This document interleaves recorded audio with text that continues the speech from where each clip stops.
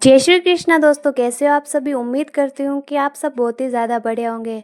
सवेरे सवेरे हमारी माताश्री हमारी ड्यूटी लगा देते हैं इस खुफिया खजाने से फ्रिज को निकालने की। और यहाँ पर प्यारे प्रधानमंत्री अपनी प्यारी जनता को सवेरे सवेरे अपना लेक्चर देकर निकल जाते हैं खेतों की ओर। और साथ में लेकर जाते हैं खाना भी। लेकिन मैं अपनी भुलक्कड़ बुद्धि के कारण जो डॉक्टर ने हमें चॉकलेट खाने के लिए दी थी उसे खाना भूल जाती हूँ। फिर फटाफट से ये चॉकलेट खाकर हम बोल देते हैं अपनी प्यारी हवेली को बाय बाय। और कर देते हैं हमारे सूर्य नारायण को प्रणाम। और साथ में ही भैरवनाथ और बजरंगबली का भी आशीर्वाद लेते हुए निकल जाते हैं हम आगे की ओर। जहाँ हमने देखा कि स्कूल के बच्चे स्कूल जा रहे हैं। काश हम भी स्कूल जाते तो आज ये काम नहीं करना पड़ता। और फिर हम पहुंच जाते हैं अपने दूर के खेतों में।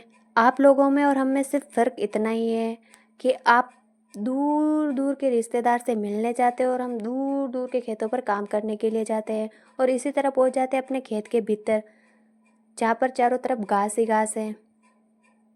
और फिर मेरी नज़र पड़ती है इस कुएं पर, जो पानी से भर तो गया है लेकिन इसके अंदर कचरा बहुत बड़ा है, लोगों के दिमाग की तरह। अब चलो, ये कचरा तो अपने आप बाहर निकल ही जाएगा, लेकिन उस कचरे को हम बाहर नहीं निकाल सकते हैं। ये तो हुई अब कुछ ज्ञान की बात है। चलो अब अपना साजे श्रृंगार पूर्ण कर लेते हैं, ताकि सूरज भगवान अपनी फेस लाइट बढ़ाए तो भी हमारा कुछ ना बिगाड़ सके। साजे श्रृंगार पूर्ण करके हम लग जाते हैं ड्यूटी पर और फिर होने लग जाते हैं वहाँ पर माता जी की पूजा।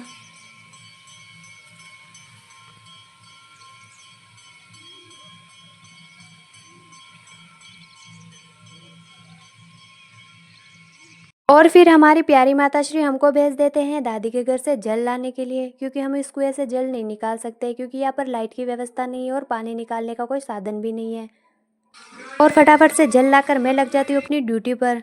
यहाँ सूरज भगवान भी अपनी नित्य दिनचर्या के अनुसार आगे बढ़ जाते हैं, लेकिन हम अपनी ज़िंदगी में आगे कब बढ़ेंगे।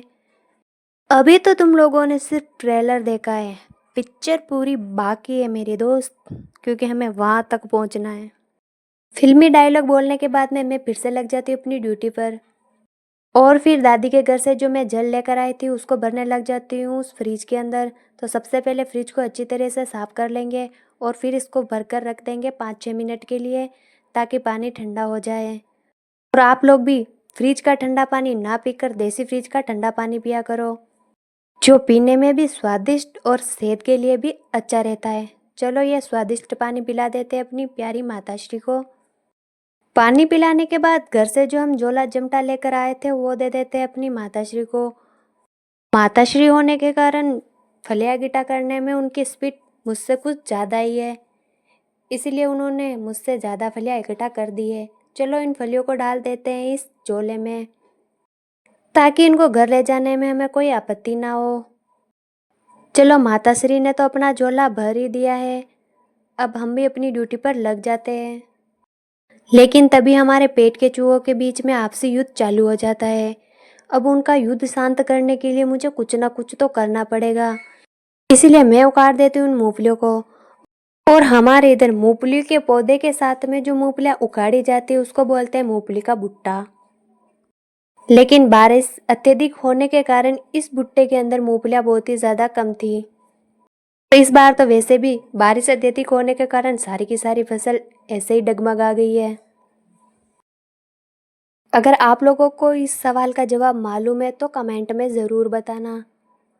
इन मूंगफलियों को खोलने के बाद में मेरे को पता चलता है कि इन मूंगफलियों का कलर तो पिंक कलर का है। अब जिन जिन को पिंक कलर की मूंगफलियाँ खानी है वो आ सकते हैं हमारे खेत पर। और फिर फटाफट से इन सारी मूंगफलियों को कर देती हूँ अपने पेट के चूहों का हवाले, ताकि वो अपने इस युद्ध को शांत कर दे और मुझे काम करने दे। और फिर अपने पेट के चूहों के युद्ध को शांत करके मैं लग जाती हूँ अपनी ड्यूटी पर। और मूंग की फली तोड़ने के बाद में मैं लग जाती हूँ उड़द की कटिंग करने में। और इस काम को हम जितना आसान समझते हैं उतना होता नहीं है, काफ़ी मेहनत लगती है।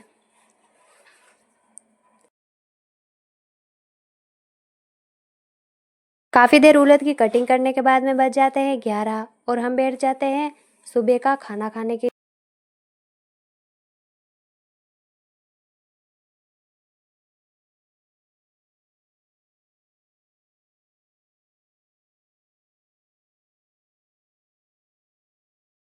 खाना खाकर हम उठा देते हैं अपने हथियार और लग जाते हैं अपनी उसी ड्यूटी पर।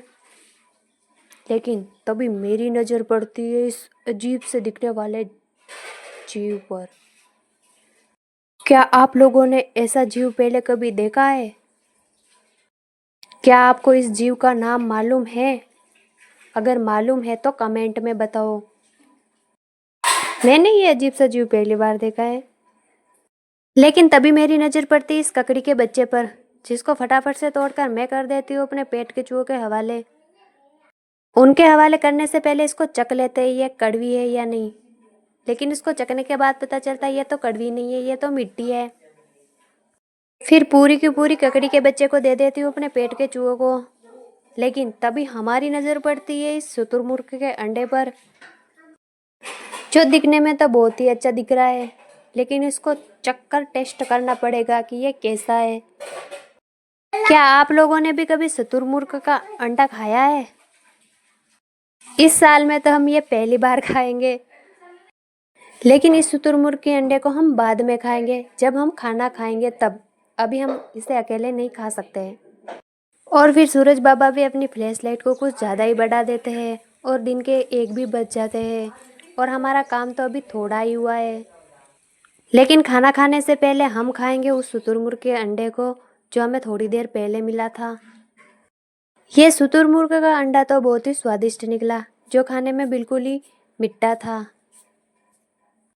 हम लोग बैठे बैठे इस शुतुरमुर्ग के अंडे को खा ही रहे होते हैं, तभी हमारी नज़र पड़ती है एक अजीब से दिखने वाले जीव पर, जो दिखने में बहुत ही ज़्यादा सुंदर था।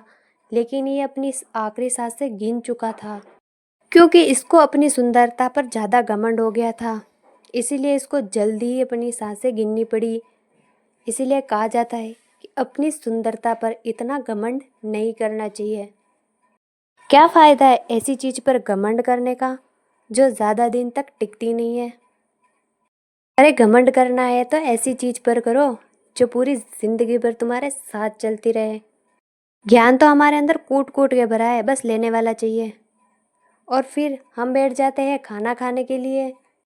और भाई हम अपने घर से छाछ लेकर नहीं आए थे, इसलिए ये छाछ मेरे को दादी के घर से लानी पड़ी।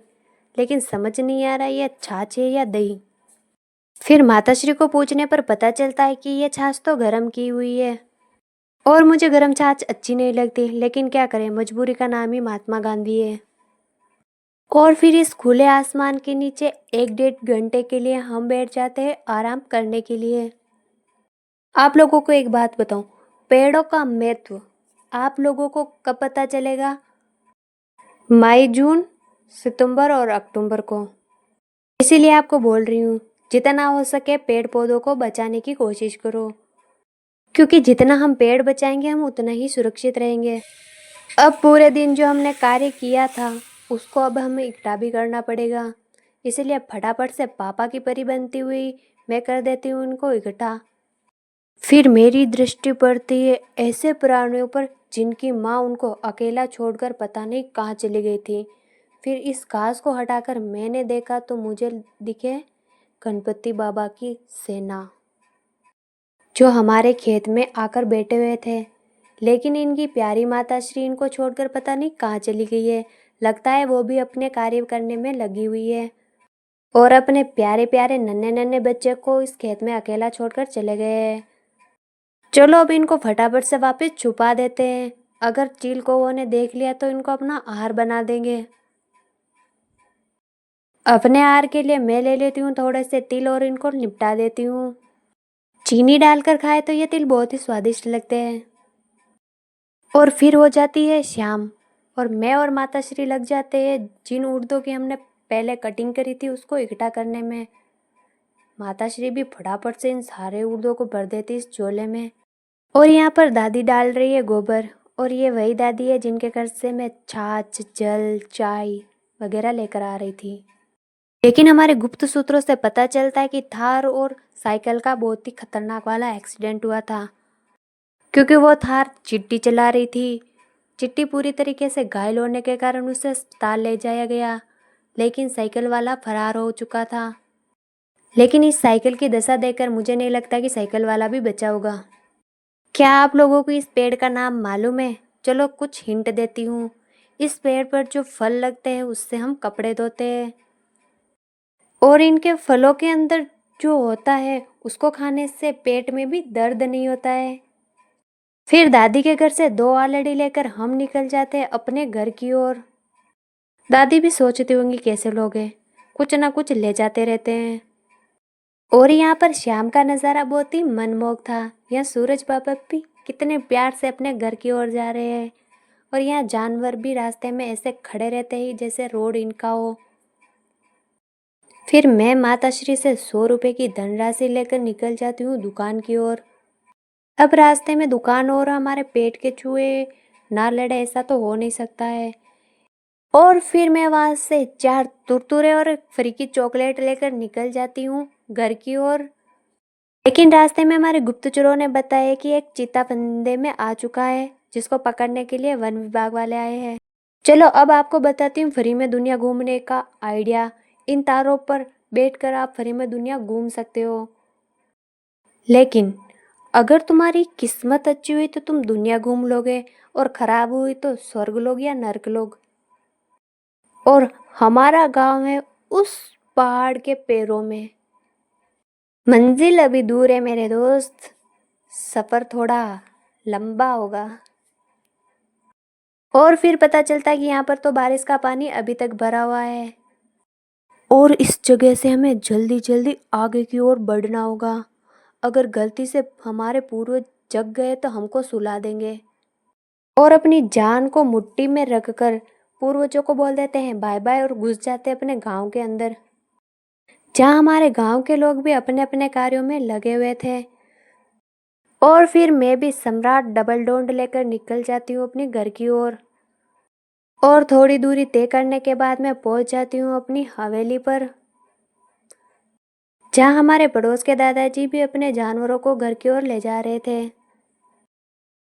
फिर मैं हवेली में घुसकर थोड़ी देर करने लग जाती हूँ आराम, क्योंकि चल चल कर पैर बहुत दुख रहे हैं। फिर पता चलता है कि हमारी प्यारी माता श्री तो आज हलवा बना रहे हैं। लगता है आज कुछ खास दिन है। मेरा बर्थडे तो नहीं, भैया का भी बर्थडे नहीं है। फिर काफ़ी देर माता श्री से पूछने के बाद में पता चलता है कि कल फिर मिशन 2 चालू हो जाएगा। और जो हलवा हमने रात को बनाया था वो सवेरे सवेरे आकर बांट देती हूँ अपने प्यारे प्यारे भाई बहनों के बीच में, क्योंकि कल काफ़ी थक जाने के कारण मैं भी हलवा नहीं खा पाई। इसीलिए सवेरे सवेरे हम सब मिल बांट कर खाने लग जाते हैं।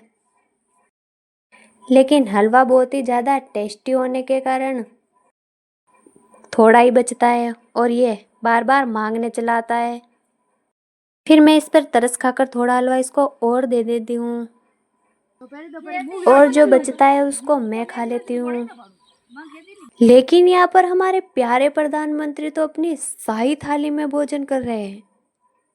वाह, प्रधानमंत्री की शाही थाली देखकर हमारा दिल गार्डन गार्डन हो गया है। क्या आप लोगों ने भी कभी इस तरीके से खाना खाया है? फिर खाना खाकर हम थोड़ा सा काम कर देते हैं, और फिर बच जाते हैं 3। हमारे इधर फिक्स है खेतों में काम करो, 11 बजते ही चाय, 3 बजते ही चाय। चाहे सूरज भगवान अपनी फ्लैश लाइट को 0 पर रखे, चाहे सूरज भगवान अपनी फ्लैश लाइट को 100 पर रखे। अब उनकी फ्लैश लाइट से डरकर हम चाय पीना तो बंद नहीं कर सकते, क्योंकि चाय के बगैर तो हमारी जिंदगी बिल्कुल ही अधूरी है। तो गाइज अब हम मिलेंगे आपसे नेक्स्ट व्लॉग में। तब तक के लिए बाय बाय, राधे राधे, जय श्री कृष्णा।